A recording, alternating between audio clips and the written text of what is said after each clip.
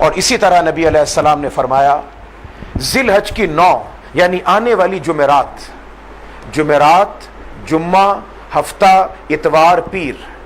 جمعرات کی فجر سے لے کر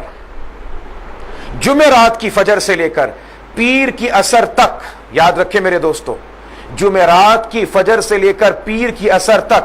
ہر فرض نماز کے بعد، چاہے وہ نماز آپ گھر میں پڑھیں، جماعت رہ جائے، گھر میں عورت پڑھے، مرد پڑھے، جس نے نماز پڑھنی ہے، ہر فرض نماز کا سلام پھیرنے کے بعد جمعرات کی فجر سے لے کر پیر کی عصر تک ایک مرتبہ اونچی آواز کے ساتھ پڑھنا ہے۔ کیا پڑھنا ہے؟ سب پڑھ لیجئے گا، اللہ اکبر،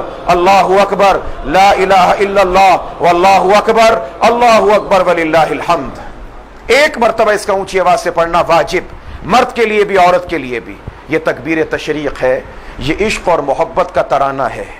یہ عشق اور محبت کی ایک داستان ہے جس کو اللہ نے ان 3 جملوں میں سمیٹ کر سمو کے بیان کر دیا ہے۔ جس وقت ذی الحج کی 10 تاریخ ابراہیم علیہ السلام اپنے فرزند دلبند کو ذبح کرنا چاہتے ہیں،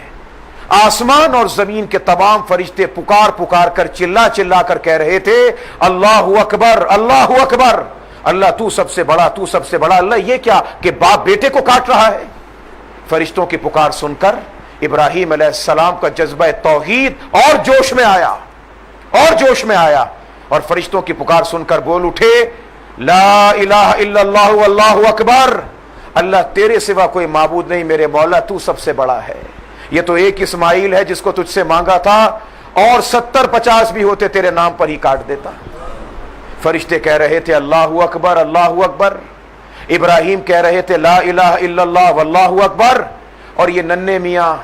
اپنے نازنین ہونٹوں کے ساتھ پیشانی جھکا کر زمین پر لیٹے تھے، سوچ رہے تھے چھوٹا ہوں، پتہ نہیں اللہ میاں قبول بھی کریں گے کہ نہیں۔ اب جو سنا فرشتوں کی آواز، اب جو سنی اپنے ابا کی پکار، وہیں لیٹے چپکے سے کہا اللہ اکبر وللہ الحمد، اللہ جی تیرا شکر ہے، مجھ ننھے کی قربانی تو نے قبول فرما لی۔ یہ فرشتوں کی ندا، یہ ابراہیم علیہ السلام خلیل اللہ کی ندا، اور یہ جناب اسماعیل کا محبت سے بھرپور کلام، ان تینوں کو اللہ نے جمع کر کے مسلمانوں کو عطا کر دیا کہ جاؤ اب 9ویں کی فجر سے لے کر 13 کی عصر تک یہ محبت کا ترانہ تم سب کے سب ادا کرتے چلے جانا۔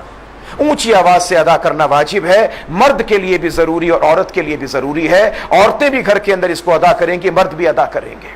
اللہ